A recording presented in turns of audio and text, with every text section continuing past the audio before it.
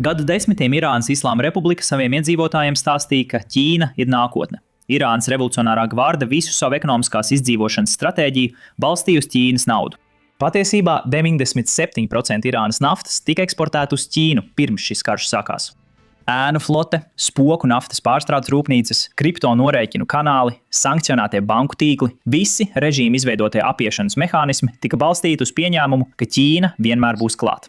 Taču Irānas uzbrukuma dēļ Hormuza šaurumā rūpnīcas Ķīnā tagad tiek slēgtas un uz ielām sāks protesti. Tas nav nekas ierasts vai bieži sastopams. Tāpēc nesen Ķīnas prezidents Xi Jinpings publiski aicināja Ķīnu atvērt Hormuza šaurumu. Irānas plāns ir smagi atspēlējās pret pašu Irānu, un Irānas revolucionārā gvarde tagad izlūdzas vienošanos. Viņi vēlas, lai ASV blokāde tiktu atcelta un ir gatavi piedāvāt jebko pretī.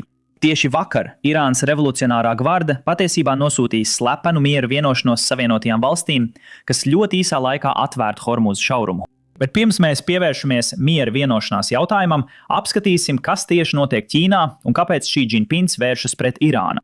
4 rotaļlietu rūpnīcas Guangdžūtā tajā pašā dienā, atstājot gandrīz 10 000 strādnieku bez darba vienas nakts laikā.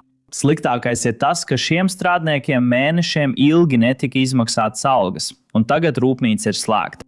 Rūpnīcas slēgšana notika pēc tam, kad plastmasas izmaksas, kas tiek ražot no naftas un dabasgāzes, strauji pieauga, jo satiksme caur Hormuza šaurumu palēninājās Irānas revolucionārās gvardes uzbrukuma dēļ civilajiem kuģiem. Ķīnas rotaļlietu industrija jau tā bija milzīga spiediena priekšā pieaugošo izmaksu dēļ, bet šis karš to ir novedis līdz lūzuma punktam. Un tā kā strādnieki vairākus mēnešus, varbūt 2-3 mēnešus nebija saņēmuši algu, viņi tagad ir izgājuši ielās protestējot par neizmaksāto algu un nākotnes atalgojumu. Šis nav atsevišķs gadījums.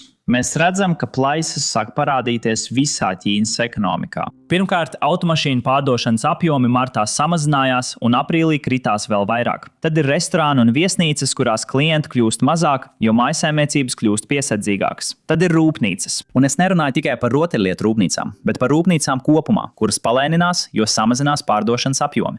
Automašīnas autosalonos stāv nepārdotas. Tas nozīmē, ka rūpnīcas nevar ražot tā kā agrāk, un tas nozīmē, ka tērauda rūpnīcas palēninās.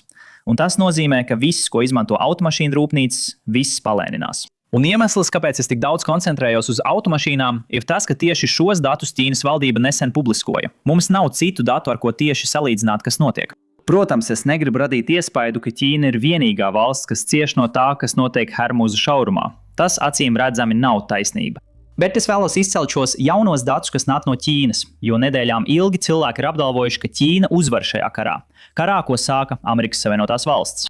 Patiesībā tas vienkārši nav taisnība. No paša sākuma Ķīnas amatpersonas apzinājās situāciju, kurā tās atradās. Un tieši tāpēc viņi nekad atklāti neizteica atbalstu Irānai. Viņi vienmēr bija piesardzīgi un vienmēr aicināja Irānu neveikt teroristu uzbrukumus Persijas līča valstīm. Tas, protams, daudziem cilvēkiem bija nedaudz pārsteidzoši, jo viņi uzskatīja, ka Irāna un Ķīna ir kā draugi, tu zini, mūžīgie sabiedrotie vai kaut kas tam līdzīgs. Patiesībā tas nav gluži taisnība. Protams, Ķīna pērk daudz Irānas naftas. Aptuveni 11% no Ķīnas naftas importa nāk no Irānas. Bet no otras puses, Irāna ir pilnībā atkarīga no Ķīnas. Kā jau teicu sākumā, 97% no Irānas naftas eksporta nonāk Ķīnā. Bet no Ķīnas skatu punkta viņi ir daudz vairāk atkarīgi no citām Persijas līča valstīm nekā no Irānas. Redziet, apmēram 40% no Ķīnas naftas nāk no citām Persijas līča valstīm, piemēram, Saudarābijas, Kuveitas, Bahreinas, Kataras. Un tas nozīmē, ka viņi nevēlas saniknot līča sabiedrotos tikai tāpēc, lai parādītu savu atbalstu Irānai. Un tieši tāpēc pavisam nesen Xi Jinpings atklāti aicināja Irānu atvērt Hormuza šaurumu. Paskatieties, lūk paziņojums. Un šis paziņojums tika izplatīts tajā pašā dienā, kad rotaļlietu fabrika sāka slēgties. Xi Jinpings aicina Irānu atvērt Hormuza šaurumu, sakot, ka tas atbilst reģiona valstu un starptautiskās sabiedrības kopējām interesēm. Šis ir vēl viens piemērs tam, ka Irāna ir daudz atkarīgāka no Ķīnas nekā otrādi. Ķīna ir daudz atkarīgāka tieši no Hormuza šauruma. Viņi vēlas, lai katra valsts varētu izmantot Hormuza šaurumu. Viņi nevēlas, lai Irāna vienkārši pārvaldītu šaurumu kā savu maksas punktu. Diemžēl Irānas amatpersonām šī nav vienīgā problēma, ar kuru jātiek galā.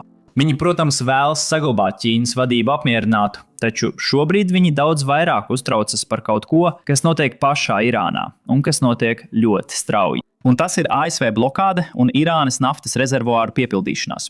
Vakar mēs apskatījām, cik situācija kļūst gandrīz izmisīga. Irāņi tagad izvelk no eksploatācijas izņemtos tankuģus un izmanto tos kā peldošas naftas noliktavas. Viņi iepilda naftu šajos tankuģos un vienkārši ļauj tiem peldēt Persijas līcī kā pagaidu uzglabāšanas vietām laikam. Neesmu pārliecināts, kāds būtu pareizais vārds.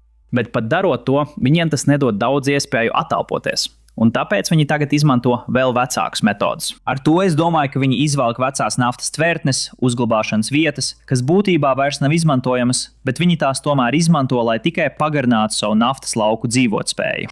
Kā jūs droši vien jau zināt, Irāna nevēlas slēgt naftas laukus, un tāpēc viņi cenšas atrast jebkādu veidu, kā šo lēmumu atlikt pēc iespējas ilgāk. Tagad, papildus tam, no Irānas nāk vēl viens ziņojums, kurā teikts, ka Irāņi tagad dedzina savas naftas rezerves, būtībā savus naftas produktus, lai nodrošinātu, ka viņiem nav jāaptur ražošana. Naftas fakelis svētdienās Irānas Kazahstānā deg intensīvi, izdalot lielu piesārņojumu debesīs. Šie kādi parādās laikā, kad tiek ziņots par ASV jūras blokādi un spekulācijām, ka pilnas naftas uzglabāšanas jaudas dēļ tiek palielināta sadedzināšana fakelēs, lai regulētu ražošanu. Tagad, lai sniegtu nelielu kontekstu šai situācijai, naftas pārstrādes rūpnīcas parasti vienmēr kaut ko dedzina. Parasti tas ir dabasgāze, kas izdalās, kad tiek sūknēta nafta, un viņi to vienkārši sadedzina augstu gaisā un ļauj tai izplūst debesīs. Mēs to redzam visā Teksasā, īpaši šeit Hjūstonā. Taču daudzi cilvēki tagad apgalvo, ka Irānas gāzes dedzināšana ir ievērojami pieaugusi kopš ASV noteica blokādi. Un tiek spekulēts, ka Irāņi dedzina savus pārstrādātos produktus. Būtībā viņi dedzina naftu vai kaut ko citu, lai atbrīvotu vietu visai naftai, ko viņi iegūst, lai varētu to uzglabāt tajās vietās, kur agrāk tika glabātas tās lietas, ko viņi tagad dedzina. Godīgi sakot, šis ir viens no tiem ziņojumiem, par kuriem esmu nedaudz skeptisks, jo naftas lauki iegūst ļoti daudz naftas. Jūs nevarat sadedzināt tik daudz naftas tikai ar 2, lai kas arī šie būtu, skursteņiem. Tāpēc ir maz ticams, ka Irāna tieši to dara. Varbūt tas ir kaut kas cits, varbūt kaut kas, ko es nesaprotu. Tātad cilvēki, kuri zina par naftas industriju daudz vairāk nekā es, var komentēt zemāk. Bet šeit lietas kļūst nedaudz neskaidrākas, jo visas ziņas, kas nāk no Irānas, ir labas ziņas Amerikas Savienotajām valstīm. Izskatās, ka Irānas režīms tuvojas lūzuma punktam, kur viņiem jāpieņem lēmums par savu naftas ieguvi un naftas laukiem. Bet neviens precīzi nezina, kad Irānas uzglabāšanas tiltnes būs pilnas, un neviens nezina, kā viņi pielāgojas un kā šie pielāgojumi ietekmēs laika grafiku, kad uzglabāšanas tiltnes būs pilnas. Aplēses par to, ka tas viss notiks, ir ļoti dažādas. Patiesībā tikai vakar prezidents Trumps teica, ka Irānai ir tikai 3 dienas. Paklausieties. Bet tas, uz ko jūs norādāt, ir tas, ka kad jums ir, ziniet, milzīgas naftas plūsmas caur jūsu sistēmu. Ja kāda iemesla dēļ šis cauruļvads tiek slēgts, jo jūs nevarat turpināt to pildīt konteineros vai kuģos, tas ar viņiem jau ir noticis. Blokādes dēļ viņiem nav kuģu. Kas notiek ir tas, ka šī līnija eksplodē no iekšpuses, gan mehāniski, gan zemē. Kaut kas notiek un tas vienkārši eksplodē. Viņi saka, ka viņiem ir palikušas tikai apmēram 3 dienas, pirms tas notiks. Un, kad tas eksplodē, tu nekad, neatkarīgi no visa, nekad nevari to atjaunot tā, kā tas bija iepriekš. Citiem vārdiem sakot, ja tu to atjaunos, tas vienmēr ir grūti visu pilnībā atjaunot, bet tas būs tikai apmēram 50% no tā, kāds tas ir šobrīd. Tātad tas ir ļoti spēcīgs process, kas notiek. Tas kaut kādā ziņā ir saistīts ar dabu. Bet, kad tas beigās aizsērē, citiem vārdiem sakot, ka tev tas ir jāizslēdz, jo tev nav kur šo naftu uzglabāt, vai jāliek to uz kuģiem vai uzglabāšanas tvetnēs, un arī tur vietas viņiem jau gandrīz vairs nav. Notiks kaut kas ļoti slikts, tāpēc es domāju, ka viņi ir zem spiediena. Tagad citi eksperti saka, ka tas varētu būt 2 nedēļas, varbūt pat 3 nedēļas. Bet tas neņem vērā visu, ko Irāna dara. Piemēram, izvelk vecos tankuģus un izvelk naftas tvertnes. Tātad tas Irānai nedaudz atvieglos situāciju, bet ne pārāk daudz. Tātad ir iespējams, ka Irāna drīz varētu sasniegt lūzuma punktu, varbūt pēc nedēļas vai 2. Vēl viena pazīme, ka Irāna tuvojas šim punktam, ir tā, ka Irāna patiesībā vakar piedāvāja darījumu Savienotajām valstīm, lai atkal atvērtu Hormuza šaurumu. Šis ir jaunais priekšlikums. Paskatieties! Irāna sniedz ASV jaunu priekšlikumu atvērt Hormuza šaurumu un izbeigt karu, taču tā vēlas atlikt kodolsarunas uz vēlāku posmu. Iemesls tam ir tas, ka Irānas vadība joprojām ir sašķelta attiecībā uz to, kādus kodola ierobežojumus Irāna ir gatava piedāvāt. Tātad šis priekšlikums apiet šo jautājumu un ļautu ātrāk nonākt pie vienošanās. Tagad lūk, kāda ir problēma no ASV skatu punkta. Ja ASV atceļ blokādi un izbeidz karu, kādas sviras ASV būs, lai panāktu, ka Irāna atsakās no bagātinātā urāna un arī pilnībā aptur bagātināšanu? Tie ir divi galvenie kara mērķi. Tātad, ja Irāna nav gatava to dot tagad, es šaubos, ka Amerikas Savienotās valstis pārtrauks karu vai pat atteiksies no blokādes.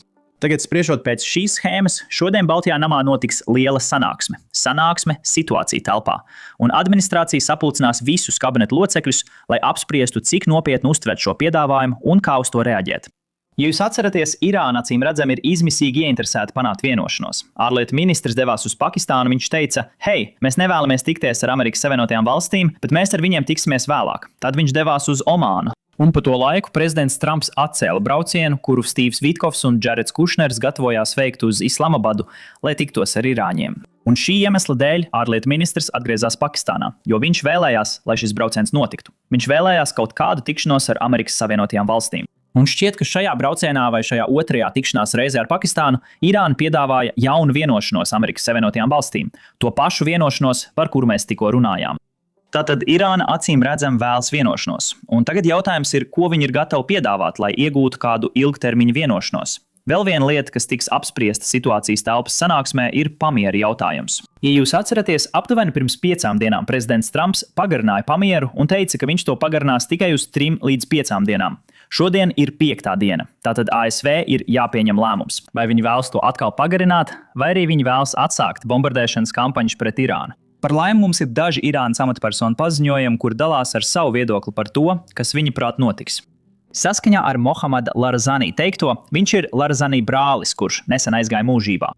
Kara atsākšanās iespējamība ir zem 60%, kas ir ļoti saudabīgs veids, kā pateikt, ka visticamāk karš atsāksies. Jo pat ja kara atsākšanās iespējamība ir 59%, tas joprojām ir vairāk nekā 50%. Tātad visticamāk Irāņi uzskata, ka karš ļoti drīz atsāksies. Tikai laiks rādīs, kas notiks. Noteikti nospiediet abonēšanas pogu zemāk. Tiklīdz mums būs vairāk informācijas par to, kas notiks šajā situācija telpas sanāksmē, mēs noteikti jūs informēsim ar nākamo video. Tiekamies tad! Lai saprastu, kāpēc Irāna šobrīd rīkojas tā, kā tā rīkojas, mums jāatgriežas pagātnē un jāapskata, kā Irāna nonāca līdz šodienas situācijai.